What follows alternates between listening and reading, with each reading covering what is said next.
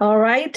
For those who joined a little late, let me introduce myself. My name is Smita Rose Burgess. I'm the programs coordinator with the ICAI, Immigrant Council for Arts Innovation. I'm very happy to see you all here. ICAI wholeheartedly welcomes each one of you to this workshop, Marketing the Self as an Arts Professional.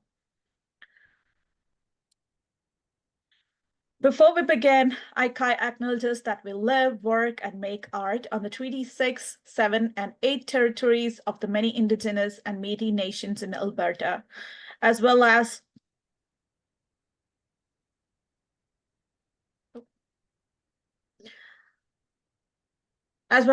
all the other Indigenous community members who live within these territories.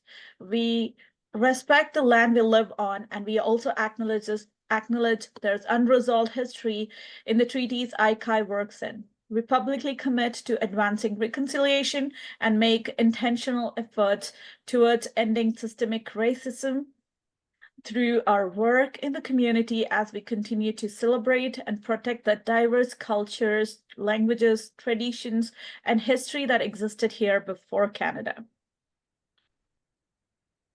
Now, for those who do not know more about ICAI, let me just give you a brief intro about us.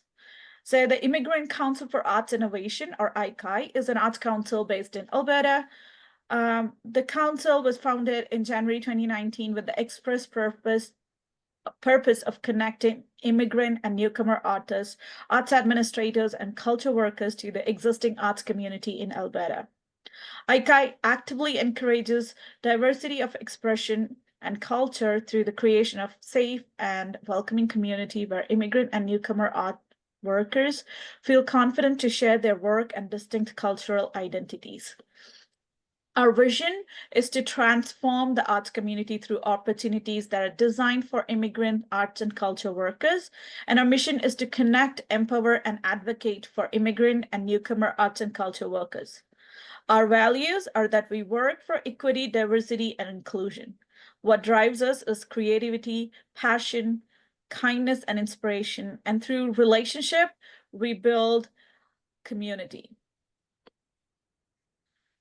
So what we do is we provide specialized information and resources for newcomer and immigrant arts and culture workers. We create free, inclusive, and tailored programs and networking opportunities. We provide support and mentorship for artistic growth and professional development. We advocate for immigrant arts and culture workers to have safe spaces and opportunities by educating the arts community on how to make their spaces inclusive for newcomer arts workers. So we do have many programs, like our mentorship programs, which includes longer duration program, which is NAP, Newcomer Arts Professional Program, and our Anytime Accessible Mentors in Residence or MIR program. We do have Artist of the Month. It's more like an award or recognition given to an artist that has already worked with ICAI. It is so that they can be celebrated and they get more attention in the community. We also have partnered exhibitions and performances. There are also workshops or information sessions like this where you can learn things. Then we have networking events, which are intended for building connections, meeting stakeholders, and increasing your network. Now, it's very easy to connect with ICAI. All our paid program opportunities are for our members, and a membership is absolutely free. We have membership orientation that's happening this month on September 22nd at 4 p.m. If you would like to become a member, you can. You just need to go to www.icaionline.org, or if you know somebody new in the arts community and they would like some support, and if they are an immigrant, please connect. You can refer them to us. They can just register by going to our website and filling a membership form. And if there are any specific questions, please reach out to the programs coordinator. That's me on my email programs. at icaionline.org. Now, coming to the highlight of today's workshop, let me introduce the facilitator. We have Contra with us. Contra is a visionary artist creating immersive and transformative experiences through film, music, and creative direction. As the co-founder of the art and production house Foreigners, she can be often found building worlds as a film director and producer.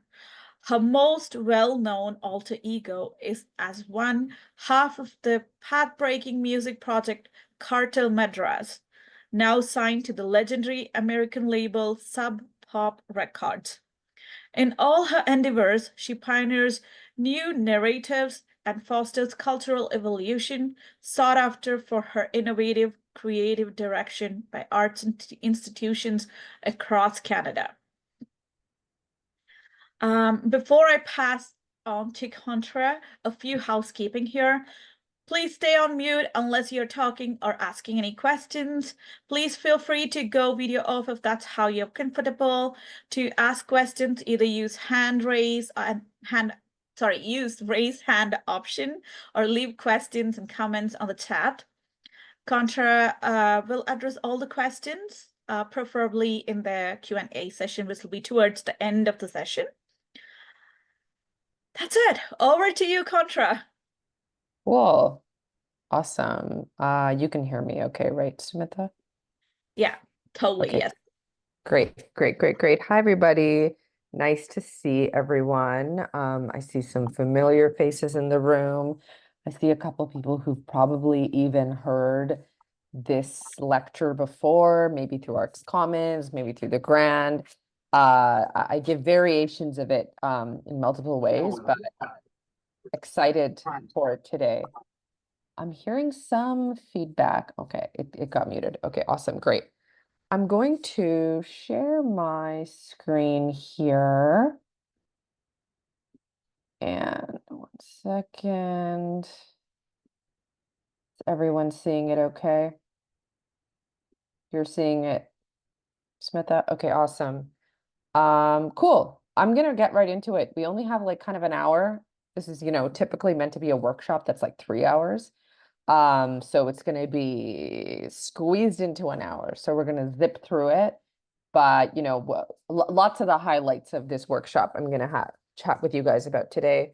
We'll do question and answer at the end. But, if you have burning questions that you're like, I got to ask this now, or I have a thought, like, absolutely raise your hand, put it in the chat. Feel free to interrupt. And if I'm talking too quickly, if you need to take, like a screenshot of something or ask me to repeat something again, absolutely feel free to just ask me to repeat it. No formality.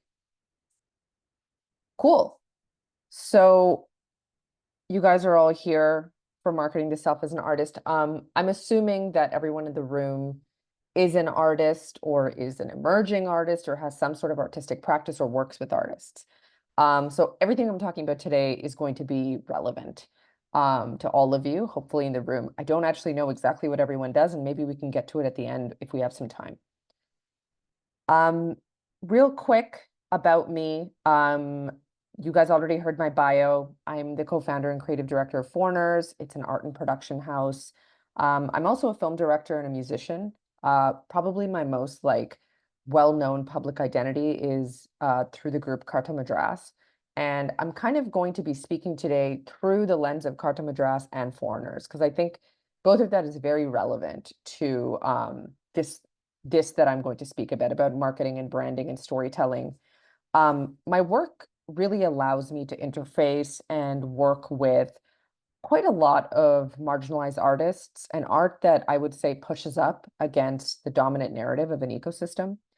So in being in this space and position, especially in a city like Calgary, this question of how to create art in a hostile ecosystem and how to answer that question has really been at the center of how myself and some of the artists and foreigners have navigated in Canada. I think kind of our history over the past few years, it's put us in a position where we've had to be unique, we've had to advocate for ourselves, our artists that we work with. We've had to think outside of the box and understand that there's actually a lot of barriers to entry in the art. But knowing what those are is going to make your access points a little bit easier to tackle. Um, so over here, it's a slide on kind of what guides our practice. And again, like I said, these two things form the core of Probably Foreigners, Carta Madras, myself as an artist, as a curator, as a filmmaker.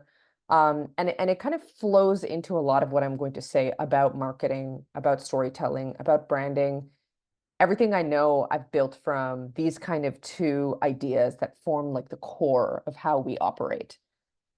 Um, so over here, I just have a visual showcase kind of to show the breadth of things that we touch as an art house and a production house.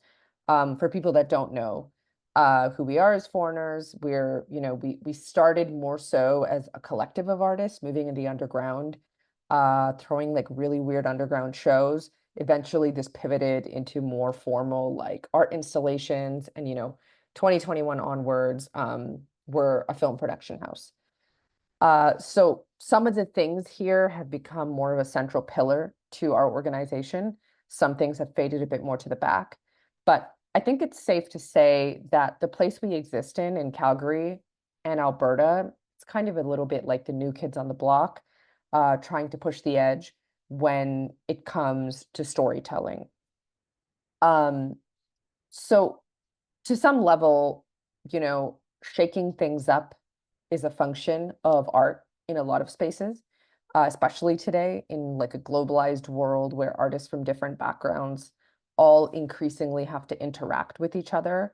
In Calgary and Canada specifically, um, when I talk about hostile ecosystems and bringing new artists in who are tasked with changing it, um, what we've gotten really good at is understanding the realities of art spaces. And that's kind of what I want to talk to everyone about today. Like, how can everyone here also get good at understanding what those realities are and then, seeing the opportunities and the challenges? Many of you here today your practice might not necessarily be about like pushing the envelope or being really edgy. And I think that's totally fine. What I'm trying to say really is our work and a lot of the artists we work with, including my own arts practice as Carta Madras, it's been so new and kind of wild in the Canadian Alberta mainstream that we've gotten really good at figuring out how to storytell, how to market, how to weigh out our brand. Is everyone still with me? I assume you are, if there's no interruptions. So when I think of marketing, branding, storytelling, um, let me back it up even more. When I think of the arts space, there's a lot of controlled and uncontrolled variables in being an artist. Um, and what I've learned is that doubling down on the elements that you can control tends to pay off. So this presentation or session will focus on taking artistry, and kind of looking at it and packaging it for the arts ecosystem. So taking like intangible talent and passion, drive, and then being like, how do we wrap all that up and present it to the world, right? Which is undeniably like a requirement to success in today's world. So, how do we as artists learn to communicate who we are? When we're trying to feed multiple audiences on multiple spaces, on multiple platforms. A lot of the next hour is going to be about understanding your own position in the arts ecosystem and then figuring out how you want to change it, or what you might need to change it, or maybe you don't want to change it at all, right? And some of that might sound really clinical, but I think it's important to understand the landscape to know how you want to play in it. So I'm not going to tell you today like how to make an Instagram post or a TikTok video. I'm going to maybe give you some things to think about philosophically in branding and marketing so that you might know if you want to make an Instagram post or a TikTok video and why you should or why you shouldn't. Right? So like, what is your unique brand story and how do you get there? Um, so this slide is basically everything that I just said. Um, we're going to start today way at the back, and then we'll walk our way into the middle of the branding. But let's talk about some like barriers to entry or challenges all artists have to think about before they even get to figuring out a strategy for success when it comes to like marketing. And like these are all challenges that I've had to think about and like we've had to think about as foreigners. And it's like something to consider when you are figuring out what the ecosystem looks like as an artist, right? So like even before you figure out the brand, even before you figure out the storytelling and the marketing, I think these things are kind of important to look at and look at yourself through. So like these challenges that I see as central to the arts ecosystem is, okay, community network, professional network, cultural agency, economic agency. Um, and each of these things might not necessarily be weighted equally based on the type of artist you are, right? So, for instance, when I first came into the arts ecosystem, I had a lot of cultural fluency as someone who, just because of my academic background and kind of like being raised here, um, I had an understanding of the professional network. I didn't have as much of a community network, and I didn't have a lot of economic agency. So I think like figuring out where you sit as an artist will help you figure out which to focus on, right? So and you'll notice like if you have more of one, you might need less of another, right? For instance, right, like if you look at this list as an artist and you have economic agency for days, right? Like you're a Nepo baby.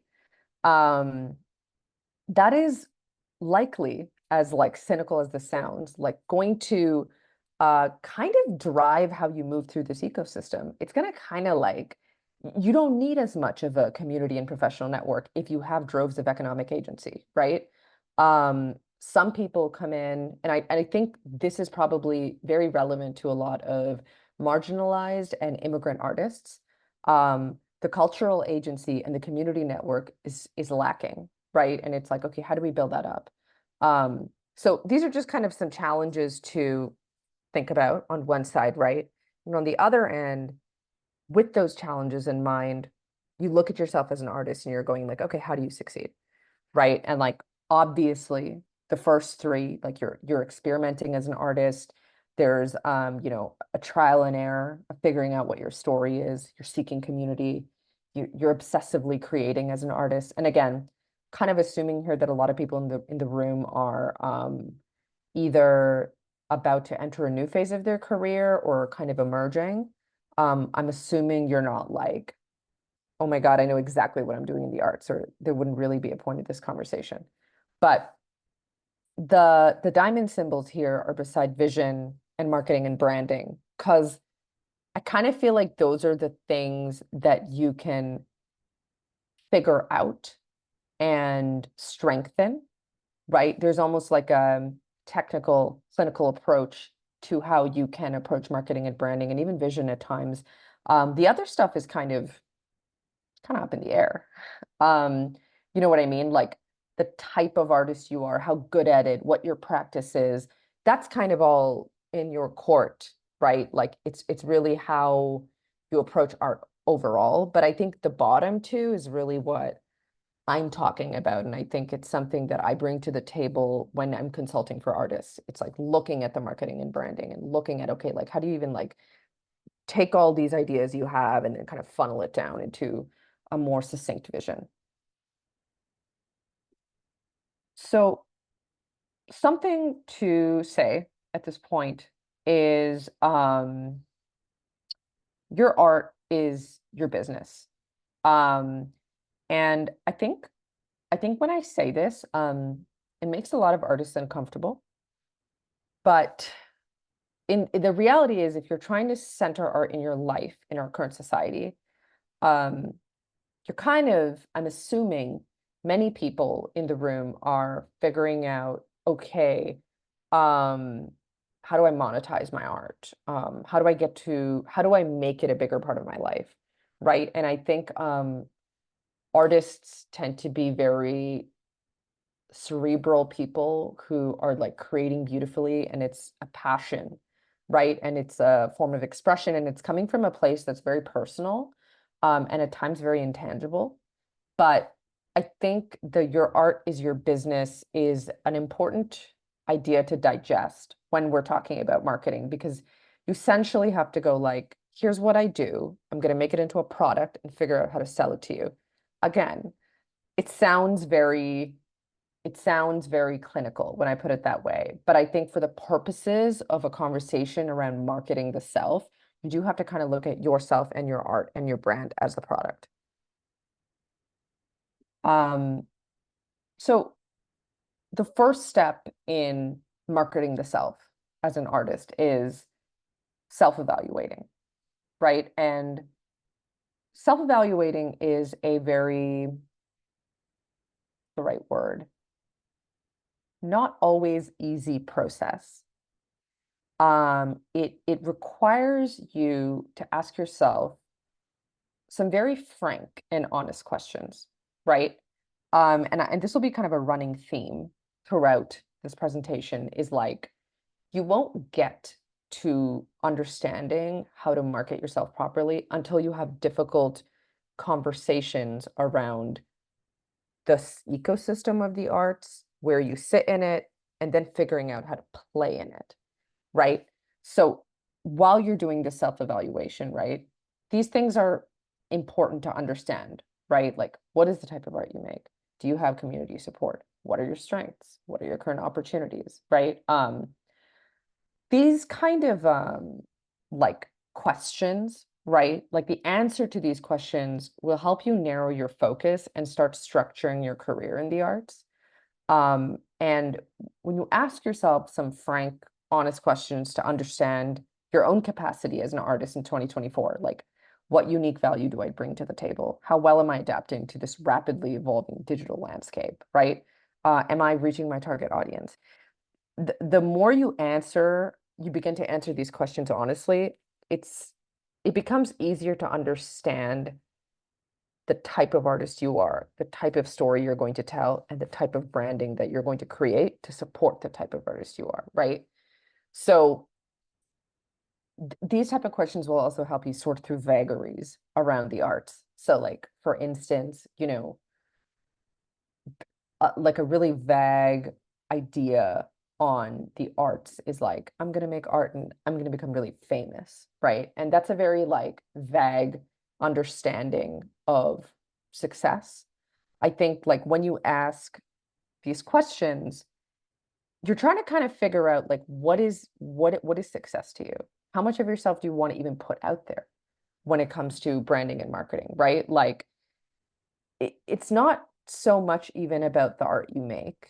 It's who you're going to be through it, right? Like I can be like me and someone else in the room, and four of us in the room today could all be making the exact same type of art. We could be musicians working within the same confines and parameters, playing in the same genre, but we will be very different artists based on how we decide to interface with the world, right? Like you might decide to be someone who is going to tell your story predominantly in real life.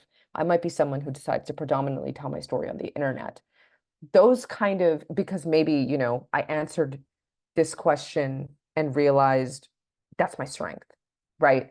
Whereas you might answer this question and be like, actually, my strength is community support. It's the network I've built. I'm going to tour the world, right? Like, so the answers to these questions is going to, I think, like make it a bit clearer, um, what tools to use and how to brand yourself, and then figure out the type of artist you're going to be in the world. So here's something interesting that I do, I have done for myself, and we do as foreigners for projects and artists. How many folks in the room have done a SWOT analysis? Maybe like, you know, in the chat or show of hands. I think like folks who come from a background in like the corporate world or business, right? Like you know what a SWOT analysis is. Um, I think this is a really interesting tool to use in the arts, especially when it comes to marketing. So, for those who don't know what a SWOT is, it's a tool that people are using in business every day, right? It's what businesses use to assess industries and markets to kind of position their brand strategically, right? Interestingly, people use SWOTs for the arts sector all the time.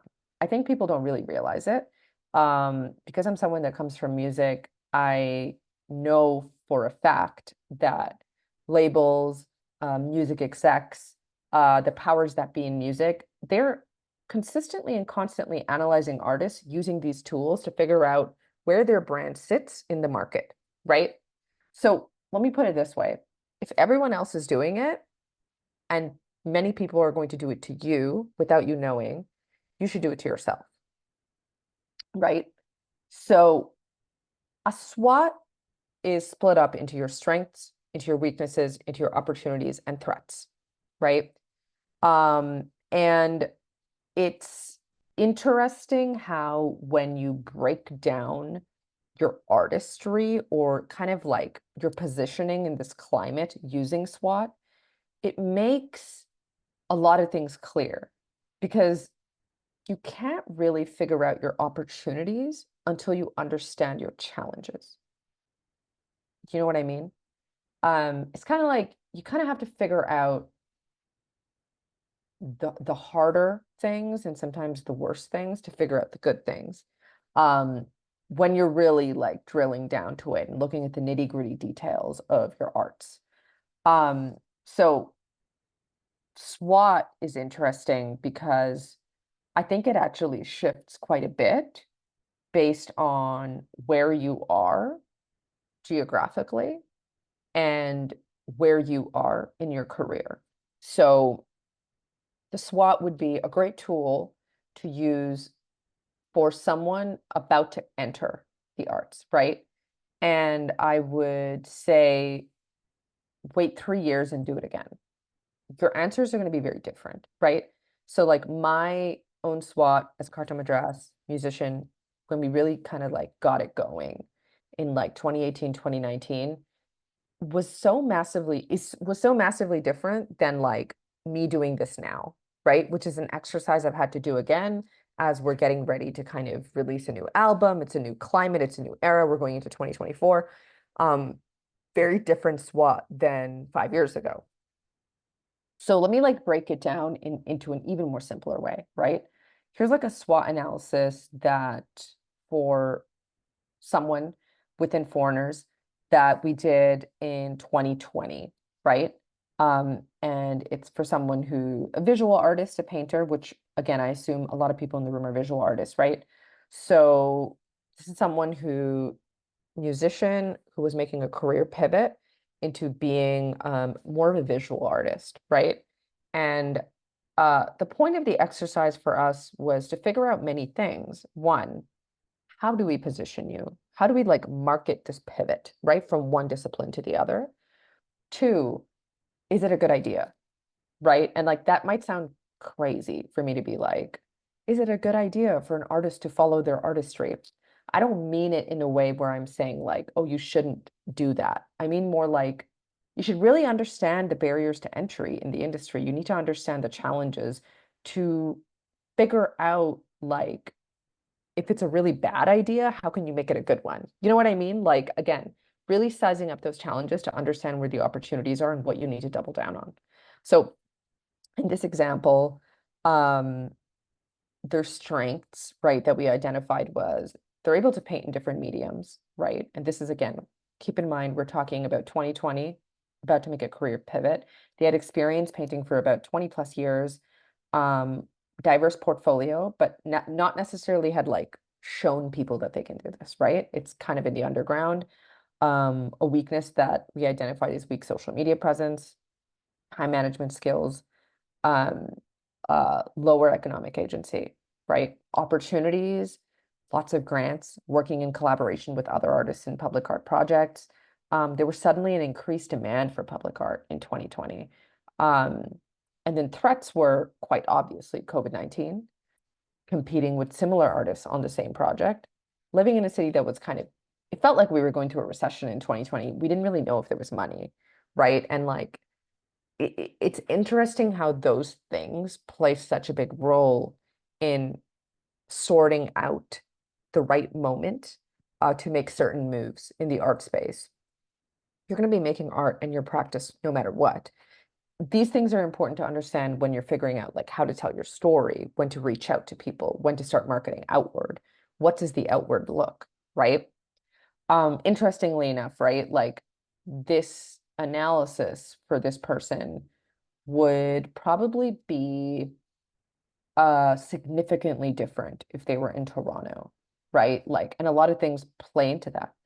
Um, can you be a big fish in a small pond here? Are a lot of people doing your type of art in Calgary? There weren't. But when we looked at Toronto, there was way more people kind of dabbling in a similar style, maybe even touching on a similar story. So those things are important to look at as well when you're like thinking about, your branding and marketing.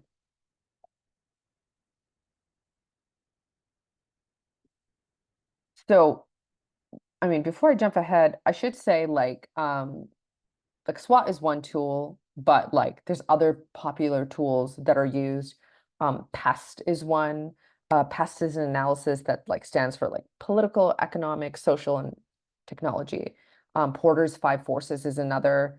Um, it what I'm trying to say, like when I like bring up like, PEST and SWOT and yada yada yada, is that art is a business, right? Like, art is a business. Many businesses are looking at your art and assessing your brand. Many people are analyzing and assessing where you fit into the world of art. It's never really just what you do. It's what you do and what everyone else is doing around you, right? Like the easiest comparison would be like the easiest like kind of like example of what I'm trying to say is like you could drop a song, a single, and it could be absolutely incredible. You could drop the same single, and if there's 10 other people who dropped a similar single, it's going to have a very different kind of reaction in the market, right? So these are kind of tools that marketing folks in the arts are using all the time to look at artists that are entering the market. I've seen people use tools like this in their own way and quite literally invent an artist because they're like, I see a gap in the market. This type of artist who looks like this, who does this, who sounds like this, doesn't exist yet, right? Like another popular term for that would be an industry plant. But those things exist, and these tools are used to make those things exist. So, creating and understanding your brand. So, what we've learned is that your art is your brand, and that is you. And in some ways, every branch of your practice can fit into your brand, right? So, creating and understanding your brand to me is kind of broken down into these things, and I'll go through it step by step. I think I would like to go through it step by step by using a real world example. And I think the example I will use is myself, because that feels better because then I can be as cynical and clinical as I want. It's about my art, right? So to kind of take it back a few years, when my sister and I started, just context, my sister and I are in a music group called Contra, and we began in kind of 2018. I would say was our first show, but our success beyond the artistry, right? Like beyond being good musicians and doing what we do really well, I would say a lot of things were sped up for us because we were really good at branding marketing, and storytelling. Like that is something we were able to double down on and really understand. Um, so the first thing, right, is like figuring out your brand's mission and vision. For each of kind of these points in this slide, I'll kind of bring it back to Carta Madras to give you a little bit more to build up on the example of ourselves and how we interface with each of these points. But in 2018 and 2019, right, we started as a very, we were two South Asian women in the prairies who were making experimental rap, trap, and punk music. It was very new, right? Like from just a branding and market perspective, there was really nothing like it here. The closest kind of idea that people would compare us to in their head would be like MIA, right? And MIA hadn't released something in like 10 years, right? So quite a long gap between who people were comparing us to and kind of us emerging onto the scene of music. But it created an interesting challenge for us, right? Like we had to convince people of who we were very quickly. They couldn't kind of like be like, oh, you're kind of like this person or that person. It was very different. So we didn't want to shy away from that uniqueness. We didn't want to shy away from kind of that, hey, you've never seen anything like this before. But it meant that we had to cut through the noise really quickly, right? So one of the first things that I think is like really important for any artist, it doesn't just mean musician. It can be visual artist, dancer, writer, poet, any discipline you have. I think establishing your mission, your vision, and your values are going to really guide you as an artist. And I think it's going to guide you towards understanding your branding and your storytelling, right? Um, this is really the core of when I say like your art is your business. This is what all businesses do. They figure out their mission, their vision, and their values. So for you, like as an artist, your mission is why does your art exist, right? Like, what are you trying to do? Like, what is the desire that is in you that makes you want to make the art, right? Your vision is what success looks like for your art, like 1 year from now, 5 years from now, 10 years from now. What does it look like, right? Like, what does it look like when you've achieved the mission? Your values are going to be your guiding principles. Um, I think these things, you have to know them as an artist. And I'm not saying these are things that can't change, right? Like who you are and how your career goes and the type of people you interface with and the opportunities you get, like all of these things will perhaps change your mission, perhaps change your vision. Um, I would say it shouldn't change your values, but I think establishing these like core pillars of your artistry is going to be very helpful to figure out all of the other bells and whistles. So I have here a photo of Sub Pop, because in 2019, we got signed to Sub Pop Records, which is a label in Seattle. I bring that up because the path to us starting our career and then getting signed was very quick. It was abnormally quick. And I'm not saying that's like the point. It's not, shouldn't be like, oh my God, you should get signed. It's just, it kind of is a great example in figuring out like how to again tell a story very clearly, have mission, vision, and values really kind of aligned in a way. Um, we knew like very early that like we're this Canadian group, we're two brown women, um, playing in a very experimental genre in a place, in a city, in a province that wasn't known for the type of music we were making, right? Like culturally. So it was very important for us to be able to hit that American market like right away, right? So that's like one of those things that from like the bat signals we were putting out as a brand, we were trying to attract a sub pop. I think we kind of knew how to do it a little bit intuitively, but we were also asking ourselves the right questions to figure it out. Um,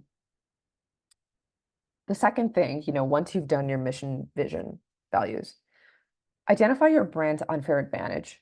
Um, this is this is a really, really big one. Um, for us, our unfair advantage was probably how different we were. Like, I think rather than it being our weak point, I think we knew how to swivel it into being our unfair advantage.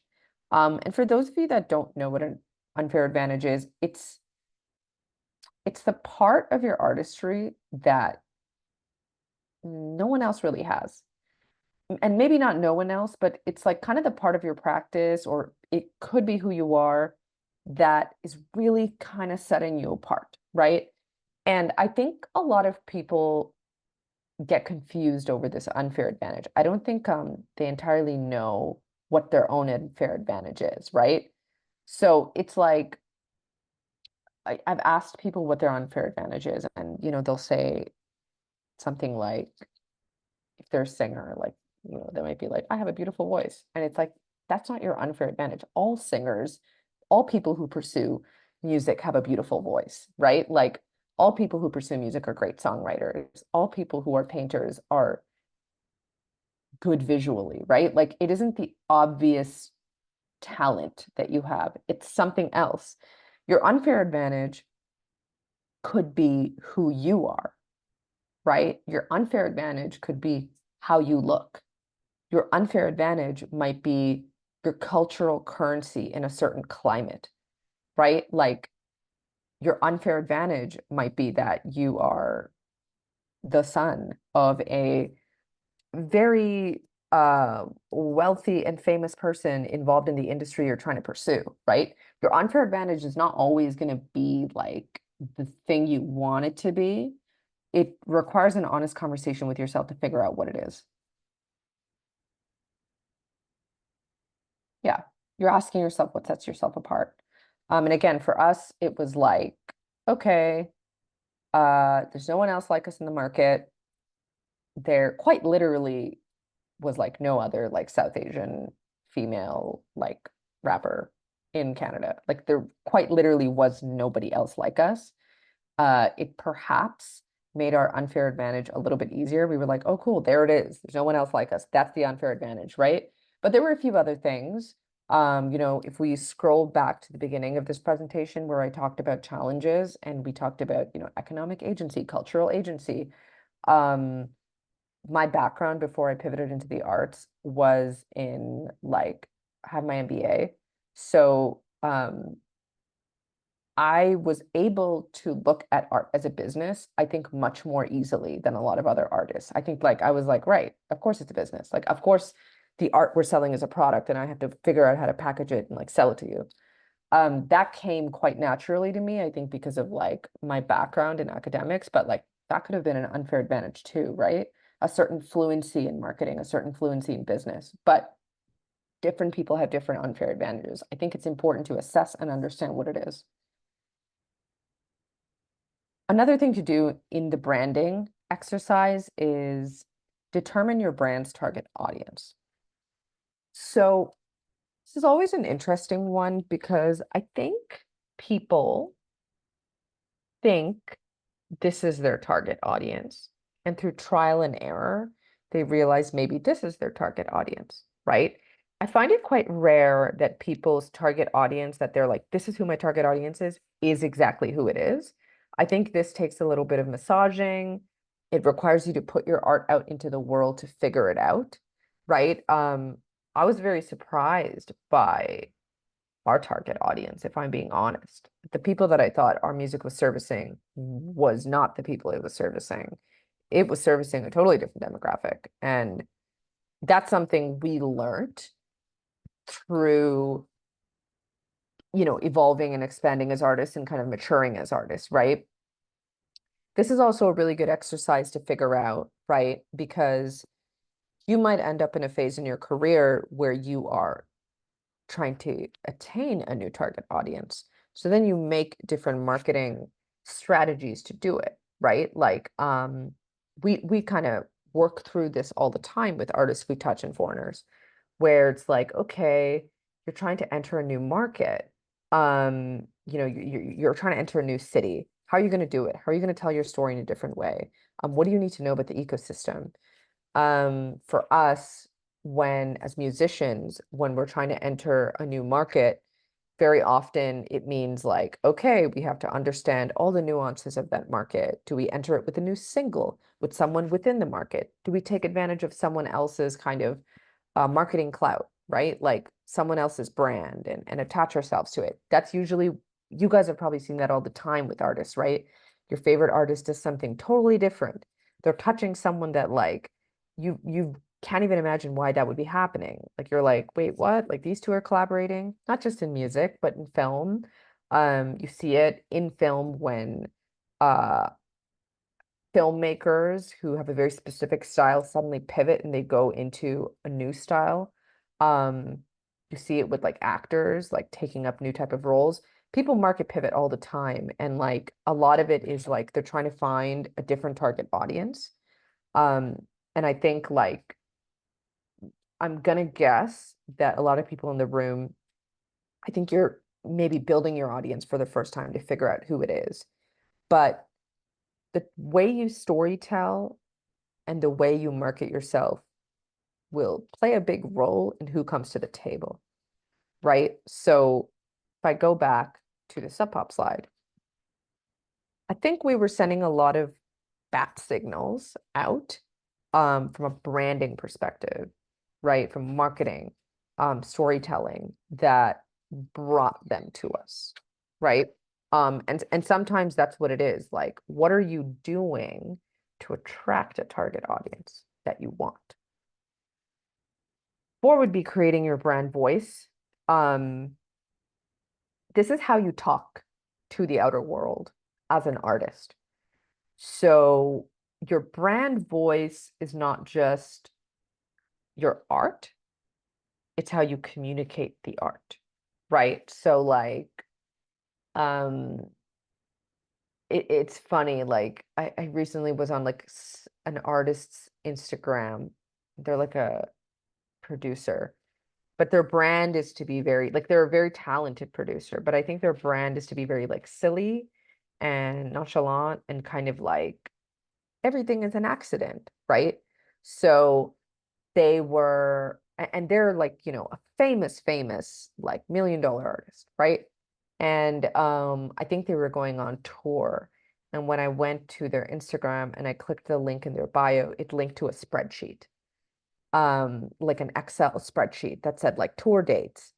And it looked like, what you'd create on your own for your own notes or like in school.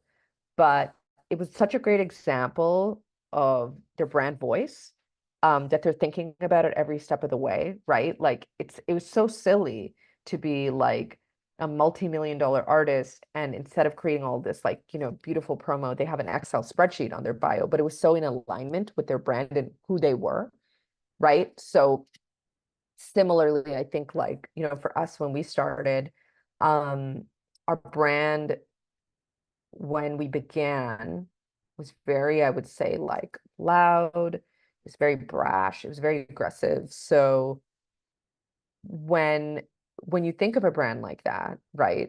Um, we're thinking of that brand voice in how we look, in how we act, in how we communicate, um, in how we tell our story, not just the story itself. So your brand voice can be identified in how you post a photo of yourself as an artist on your artist page. What is the caption, right? So like for Carta Madras, which is this experimental hardcore rap group, our brand voice required us to stay within those parameters at all times. You know what I mean? So like I wouldn't be able to post a photo of myself on like my music page and in the caption be like, "Hey guys, smiley face, really nice to see you." It's not the brand voice, right? The brand voice is a little bit more brash. It's a little bit more out there. It's a little bit more in your face, right? And I'm not saying like you invent it. I'm just saying like it's good to know, right? These are things that I even observe about myself, right? When I go back and look at kind of the beginnings of our career and I look at like our brand voice, I'm like, oh, I see, like this is how we spoke to the outer world. Like it was very clear, the brand voice in whatever we did, right? In all of our sign-offs, in our stories, in our captions, in the stories we were telling about ourselves, even outside of the music.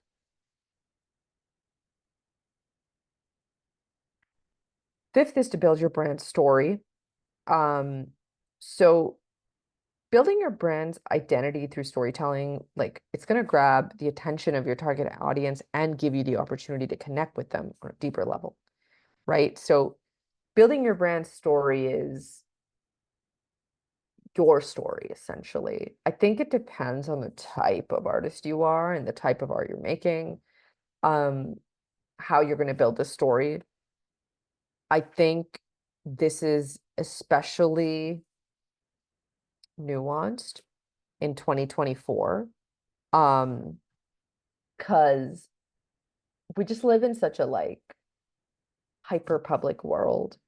I think our sense of privacy is really gone. And like personally, as much as I love to know everything about artists that I'm obsessed with, right? I'm like an obsessive fan to the artists I love.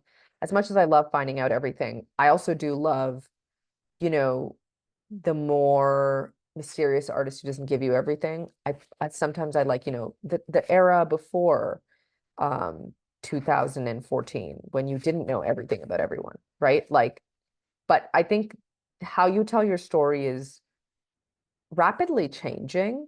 So there's no one way to do it. All I'm saying here is like you have to think about it, right? I know people who just absolutely refuse to go on TikTok, right? Like they're like, I'm just not going to interface with that platform. It's too much for me. Like I don't want to get up every day and make a video about my art, right? And that's fine. I think it's just figuring out how you are going to tell your story. Some people do it just visually. Some people do it through, different aesthetics. Some people are, they double down on the platform that they're really good at, right? And this is something that I had to figure out too, because when we started, it was really like Instagram was the center, right, for musicians. And in 2020, like we saw the rise of TikTok, and it was just such an interesting moment for me who had really figured out how to tell my brand story on one platform to be asked to pivot and now figure out another platform and, kind of stubbornly refuse to, right? Um, I see a question here. Will you share the recorded workshop after? Yes, I believe this workshop will be shared after online. And yes, I will share the slides as well. No worries. Um, yeah, like so sometimes how you build your brand story has to change. I think it's also as an artist important to kind of figure out that sense of separation between your art, who you are through it, and maybe who you are separate from it. I think for me, it all gets very blurry, right? Something that I'm trying to figure out, like from a branding point of view, is how not to confuse my audience, right? Like I'm a musician. A lot of people know me as Carta Madras. And then there's this whole other kind of part of my identity that as a filmmaker, as a curator, as someone in foreigners. And what I'm trying to kind of figure out the branding exercise is how do I make the brand clear throughout? How do all these stories connect to each other? Um, how do I tell my brand story as Contra, right? Maybe not just as Carta Madras, maybe not just as foreigners. How do I tell my brand story as Contra? So that's something that I'm still figuring out, right? So like, I'm not saying I have all the answers, but these are the questions and the assessments you have to do. Um, Once you kind of do the top five, we get to creating the logo, the materials, and the collateral centered around your brand. So, it's everything going back. Over here, I have some stuff around like a brand and some materials that um an artist in Foreigners named Jay Starling kind of built around his brand in 2020, right? It's like everything kind of fed back into this like brand identity called Big Bully. The logo, the font, the identity, the shirts, the merch, everything, right? Like it's like what materials are you creating that is supporting this brand identity? And then lastly, infuse your brand into every aspect of your public presence. That might sound like really overwhelming, and maybe it's not necessarily the correct answer for everybody. It's been how we've navigated, right? So it's almost like, regardless of where we are and who we are and what space we're in, the brand is very clear, right? Like it's like, you'll know I'm in Cartoon Majestic, you'll know I'm in Foreigners, you'll know the Contra brand, right? A lot of it has been intuitive. A lot of it is just my own practice, like flowing out into everything I do. But when we began as Carta Madras, it was much more thought out, right? Like here we are, musicians, bringing a big idea, presenting it to people. We need to cut through the noise. We need people to know exactly what we're saying and what we're doing. So, like, if you saw us, we were Carta Madras. If you saw us on the street, we were Carta Madras. If you saw us online, we were Carta Madras. It was very clear, the branding. If we were making stories, if we were taking photos, every aspect of our brand was really fused into how we interfaced into the world. I think that's a tool that is a little bit more popular in music and in the visual arts. Like I've seen certain type of artists do that. Definitely a tool I've seen if your practice is like fashion, but it's not necessarily like something that works for everyone. I think quite a lot of people are very like, this is my art, this is me. And like there's a line of separation, and that's fine. I think, again, for me, I'm someone who there is no line of separation. It's very blurry. Um, I have here a photo of Patron, and I bring it up because I think what happens when you figure out all of this stuff, right, is you end up attracting the intended audience, right? So let me put it this way. I've said all this stuff about Carta Madras and how we built our brand and the type of music we make and all of these things. It would be very weird after all of that if, like, hmm, it's a good example. If after all of that, we get an email from, I don't know, like, I'm trying to think of something that's so diametrically opposite to us. I don't know. I don't know. I'm thinking of something that would not be offensive. Um, but let's say we after all of that, we get an email from like Gap, right? And like love Gap, but like let's say we get an email from Gap, the clothing brand, and they were like, "Hey, we want you guys to do a brand campaign with us." It would be a bit weird. Like I'd be like, hmm, maybe we're not telling our story properly, right? Because I think who comes to the table based on how you market and storytell yourself and your art is a really good indicator of how good you are at marketing and storytelling, right? Maybe Gap was a bad example because I actually really love Gap, and I think their marketing campaign from the past month has been chef's kiss incredible. So maybe Gap is a bad example. Maybe like a better example would be like, I don't know, like garage clothing, right? Like there's like if a certain type of brand came to us at a certain time, we would be like, huh, that's a bit weird. That's strange. I don't really get it, right? Patron came to us, and they were like, hey, we want you to be like the face of Patron in Western Canada. And I think they had 5 artists that they had selected across Canada. And this was 2022 to 2023. This was a perfect example of brand alignment, right? And they came to us, right? Like they were like, hey, we've been following your page. We look at your music videos. We look at what you guys wear.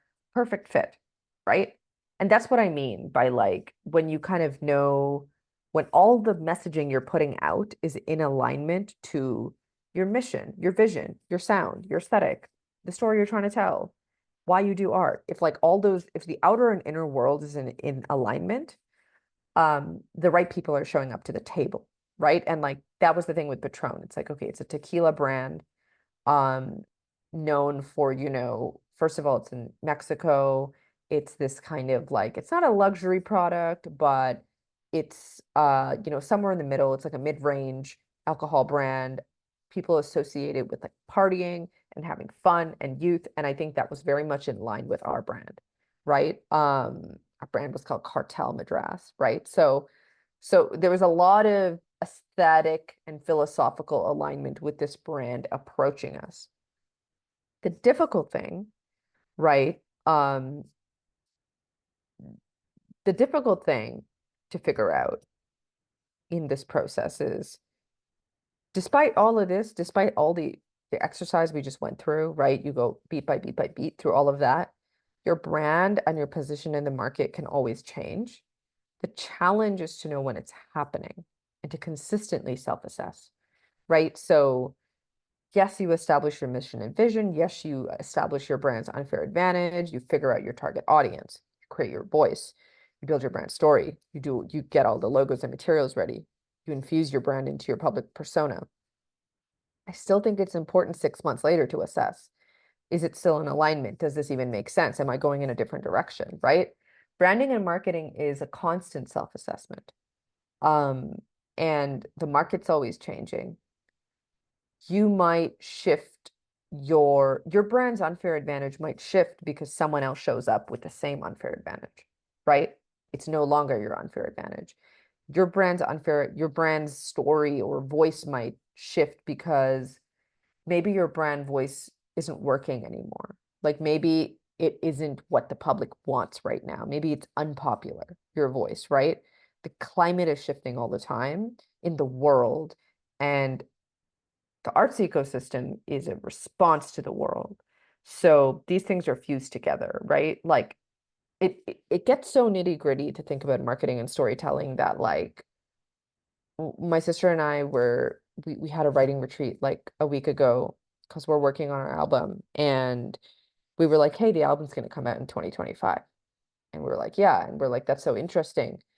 Um, we don't know the world the album is going to come and release in 2025. We don't know if in 2025 our album is releasing into um, Trump's America or Kamala Harris's America, right? It's funny that it's not even funny. It's just like I'm trying to explain that like when it comes to storytelling and branding, that's how far out sometimes you have to think based on your practice, based on your discipline. For music, for artists that are touching an American market, I'm thinking about the politics of the place all the time, right? Like, where do we land as musicians? What type of world are we releasing music into? Is it a heightened reactionary climate? Is it a climate that welcomes us? If it welcomes us, are we then playing it too safe, right? Like, these are all things I'm thinking about branding wise all the time. Not just in music, I think about it in film. I think about it in kind of as a curator, right? Like very recently, I'm about to start a really like a bigger film project about Calgary. And I've kind of been brought in to show a newer, more different, more radical, kind of crazy Calgary, the Calgary I know and live in the arts. And it's an interesting branding exercise for me to figure out how to balance that storytelling and narrative about the city of the arts underground with the kind of more mainstream brand of this city, right? How do we meet in the middle? How do you appease a bunch of different audiences? I'm gonna skip past these, but I think something that I'm gonna speak for maybe like 5 more minutes before we kind of cut to some questions and chatting. Um, Something that I want to actually say before I get into kind of like what you should prioritize and some internal, external marketing stuff is a lot of what I've been saying till now is um, that how you storytell and how you make decisions on your brand as an artist and like how you position yourself in the market, it all determines, like all of it is really what you're trying to say to the outer world. So when I break it down in the way I have so far, it's kind of trying to make you look at all the pieces of it, right? All the pieces that come into the brand story. Another thing that I think is important to mention is you never know who is watching. And the most important thing about marketing the self as an artist is that you can't anticipate who will find you. You can't anticipate who will come onto your page. Myself as a curator, and someone in foreigners that's always like scouting for talent, right? I'm always looking for actors. I'm looking for people that's going to work with me on films. Even in music, like I'm looking for other producers. I'll be honest with you, like I'm making snap judgments about people all the time online, right? Like I'm going to your page, I'm doing an analysis, and I'm going, okay, do they fit into the project I need them for, right? And I think this is something that a lot of artists, newer artists, tend to wait less. Like they tend to kind of deprioritize that part of it where they're like I'm making such wonderful things. I'll focus on all the other stuff later. You kind of have to focus on all the other stuff now, or people will not know you're making such wonderful things, right? Um, there's been so many times where I have essentially brought in someone to an opportunity that might have been a weaker artist than someone else because they were better at storytelling who they were, right? Like, how am I going to know who you are and why you make art and even what you do unless you're finding ways to say that to me without me asking, right? Because that's the other thing about this whole conversation is no one's asking. Like no one's coming to you and going, "Hey, how do you market yourself as an artist?" They are coming to you and you are marketing yourself as an artist, right? Like you're interfacing with people all the time. You don't know who they are. You don't know who's coming to your page. You don't know who's checking your website. You don't know who's clicking the link on your email signature. You never know who people are, right? So for me, it's about being ready with your brand story long before anyone asks. Um, for Carto Madras, I think that's been a really key part of our success is that we were like, the brand story has to be fleshed out. When you come to our page, you'll see the logo, you'll see the name, you'll see how we look. You'll scroll through our Instagram, you'll see footage of our shows. Like it's like very obvious what we do. Like you don't have to dig around to find out. If there's really important things I need you to know, I'll find a way to put it at the top, right? Um, and I think some people do things like that more obviously than others, but this was always something for us when we started here. We were like, the internet is our tool. This is the only way we're going to reach people around the world because we're just two girls in Calgary. So how do we reach Sub Pop's office in Seattle? How do we reach someone in India? And when they arrive at our page, they know exactly who we are, right?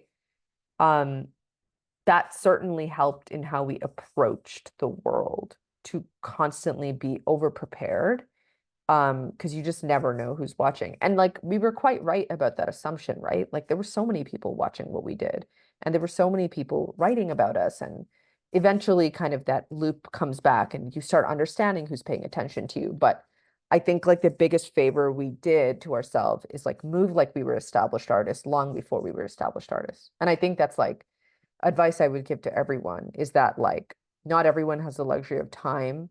People are not going to be so generous with their time to like email you and be like, tell me about your career and what you do. They're going to come to your page and or they're going to go to your website and it kind of has to be obvious what you do, right? Um, Something I should say when it comes to marketing, branding, storytelling, yada yada, it isn't necessarily a skill that you have to be super good at. I don't think it's something that everyone's good at. I'm saying that you have to think about all those things and fill in the gaps, right? You might need to rely on someone who can help you market your artistry, who can help you storytell who you are, who can develop that with you, right? There's that's like a service that we offer to a lot of artists. But there's a lot of people that do stuff like that. Not everyone is going to know how to like create their brand identity. But I think like the stuff that I was explaining before about like self-evaluation, knowing your story, knowing your mission and your vision and your values, stuff like that, that's stuff that you should know yourself, right? But knowing those things about yourself is going to be a little bit easier for you to find maybe the right people who can like further further assist in creating that brand voice, creating that identity, creating like the tools required to storytell in this rapidly evolving climate. Um, I have a lot more slides, but I'll leave it with this one, right? I ask people what they should prioritize. Um, and like honestly, as an artist that's in this career path or in this part of your career path where you're building the brand and you're figuring out how to story tell and you're figuring out like your marketing, um, I think you should only have three priorities. If you have more, that's fine. Figure out the three, right? I think more than three is too much. Um, I think knowing your brand and your vision and your mission and all of those other things um, will help you understand what to prioritize as an artist. Like, where do you need um, to fill in those gaps, right? Like, what of the challenges do you need to flip into opportunities? What opportunities are present to you that you haven't even thought of, right? Um, I think to understand your brand is to know which opportunities to take and which to reject. So, I mentioned the Patron deal a while back. There's been a lot of deals that we've said no to because it didn't fit with our brand, right? And I think there's a lot of artists who um might say yes to everything, and that's totally fine. I just think knowing your brand and knowing yourself as an artist and knowing how to market yourself as an artist requires you to be able to know what to say yes to and to say no to. And I think you should have things you would say no to, right? Then you know what the story is a little bit more. Then you kind of have a little bit better of an understanding of your own brand. Because at the end, I have here an authentic product. You don't want to be an inauthentic representation of yourself. You want everything you do and everything you say yes to and the opportunities you attract, the artists you end up collaborating with, all of them to be a reflection of your brand and how you market yourself. Um, I have some other slides here on internal versus external marketing, which, you guys will get when I send this around to everybody. But yeah, we're at 7:20, so now would be a good time to pause and chat. Thank you so much, Contra. Uh, Guys, if there are any questions, please feel free to ask. You can unmute and ask, or you can leave the question in the chat and I can ask for you, like if you don't want to come on mic. Yeah. Let me start with something here. Okay. Okay. Um, as an artist myself, I was wondering how I can collaborate with, other artists and how to, like, if I want to get more visibility, And if I want to collaborate with other artists or with certain organizations, how do I approach them? And what is the right strategy to say, like, will they be like a good, uh, Hmm. will that be a good collaboration? Will, to Yeah. market itself? Yeah. Like you mean like how do you approach other people in the arts that you're interested in working with? Uh, yes, but it is more about gaining visibility. Gaining visibility, right. Um, I think interestingly, Calgary is not an unfriendly arts ecosystem. I think people here are very willing to share. I think people are not traditionally, at least the arts sector I come from, which is a little bit more BIPOC forward, right? A lot more artists in the underground. People aren't that gatekeepy, right? I think the further up you go into the industry, it becomes more gatekeepy. But I found that when it comes to visibility, like one of the central pillars of my practice has been finding community. Everything I do is through finding community. Um, every artist I've met is through community. And now my most like enriching collaborators have been through community. A lot of it has been me putting myself out there, willing to help someone else, right? There is this kind of transactional thing that happens in the arts. And I don't think it's something bad. We're all trading our services, right? Like we are trying to attach ourselves to the right spaces and the right people to become more visible in the art space. And I don't think there's anything wrong with that as long as you're also giving back, that there's a trade of service happening, or you're very honest. You're like, I am new and I want to learn and I don't have a lot of community and this is my attempt at trying to build it. I think that sort of honesty will actually go quite far.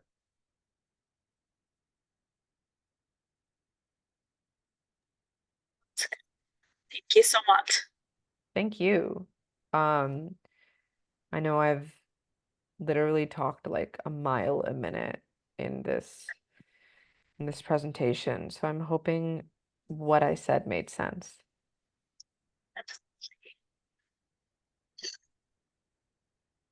And also, like, oh, yeah, Shivani wants to ask something. Go ahead, Shivani. Hey, Shivani. Hi, how are you? Good. How are you? Nice to see you here. Yeah, I'm so sorry. I can't turn my camera on right now. I apologize. Don't even worry. I just want to say that was awesome. Thank you Thank so much for you. the presentation. Like, I know you said it was supposed to be 3 hours long, but I got so much out of it. Um, yeah, and I wanted to check it out because I was like, oh, I'm sure this will be really interesting, and I learned a great deal today. So thank you. Thank you. The question that I have is like maybe more of a philosophical one, but like for the artists that say don't necessarily have like that background in marketing that, Mm-hmm.